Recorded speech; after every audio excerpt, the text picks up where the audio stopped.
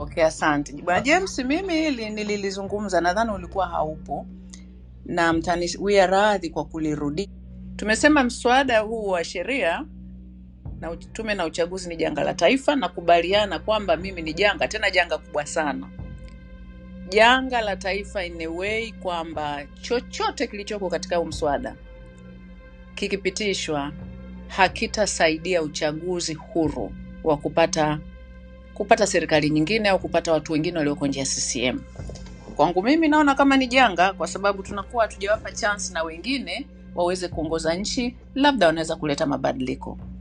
Sasa na nakubaliana kabisa na kujadili mswada, kukubaliana kwa maandishi tuchukue hatua gani watakapo kamati kifanyia kazi, itaomba mawazo yetu, tutapangana, tutapeleka mawazo yetu, pengine watasikia, pengine hawatasikia. Nilizungumza before now, mimi ambacho ningependa ni kuchukua hatua nyingine a little bit more strong, lakini siko Tanzania, kwa hiyo nayoongea naweza kuwa hayawezekani.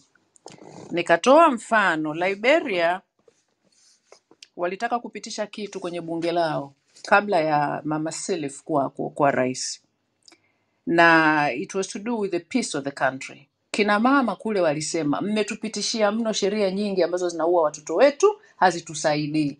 Walitoka kina mama wakavaa nguo nyeupe, walikaa nje ya bunge kwamba hawataondoka mpaka mtakaporekebisha hiyo sheria. Hiyo ilikuwa ni Liberia, sisemi watu wafanye hivyo, lakini walikuwa wanaamini so strongly kwamba watoto wetu wataendelea kufa unless kitu kinabadilika. Walikuwa wako tayari kukaa nje ya bunge mpaka yatokee mabadiliko. Sasa basi sisi nikisikiliza tunasema tutaandika hivi vyote, tutavipinga. Good. Na mimi nitashiriki kikamilifu. Kingine nilichokisikia ni kwamba kama kutakuwa hakuna katiba mpya, basi kusiwe na uchaguzi, ambacho mimi ninakubaliana nacho. Sentensi zingine nilizosikia ni kuuliza kama Chadema watashiriki kwenye uchaguzi au hawatashiriki kwenye uchaguzi. Tumesikia hawatashiriki, tumesikia labda sio msimamo wa chama, hatujausikia kikamilifu. Huo msimamo tutausikia baadaye, utatoka. Swali langu, of course wakishiriki katika uchaguzi, kwangu mimi kama Anfrida, nadhani itakuwa ni janga lingine la taifa. Pengine janga kwa hatua tofauti, kwa sababu sio kwamba itatokea El Nino na watu watakufa, hapana. Watashiriki, tutapata wabunge, tunaweza kupata wabunge hata 40, hata 60, wataleta mchecheto sana kule bungeni, bunge litakuwa very live.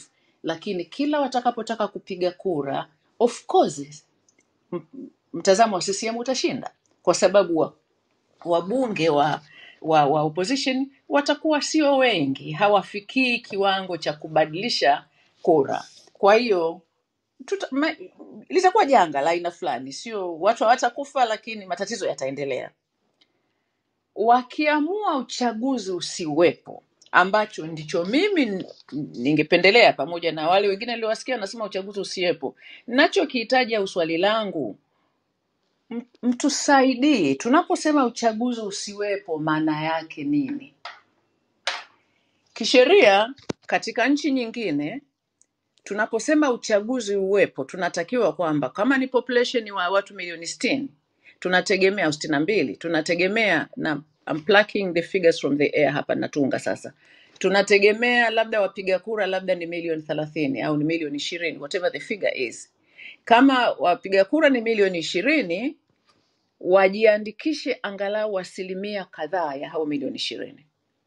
Wakijiandikisha milioni 10, ili ashinde, kwa mfano rais inabidi apate 50% za wale watu milioni 10. Kwa maneno mengine, wasipojiandikisha kufikia kile kiwango kinachotakiwa, uchaguzi utakuwa hakuna. Sasa sielewi kwa Tanzania, itakuwa sio sheria, zitakuwa ni kanuni. Sasa kanuni zinasemaje? Nauliza hivyo kwa sababu mkitusaidia, akaja mtu akatuambia kanuni zinasema hivi na hivi, kwamba wanatakiwa wajiandikishe watu labda milioni 2, labda tuna njia ya kupiga kelele sana na kutafuta watu kuwataarifu ili wasijiandikishe, ili namba isifike, kwa hiyo uchaguzi utakuwa haupo. Kama kanuni hakuna, hata wakijiandikisha 1,000,000, ina maana katika 1,000,000 rais wa yule atakayekuwa mgombea wa CCM akipata tu 500,000 atakuwa ameshinda. Then ina maana kusema uchaguzi usiwepo, tutakuwa sisi hatuna njia. Wengine walinijibu kwamba kusema uchaguzi haupo itabidi tuingie barabarani. Mimi na wewe na kila alokuweko hapa tumeona how difficult it is watu kuingia barabarani. Naomba niishie hapo.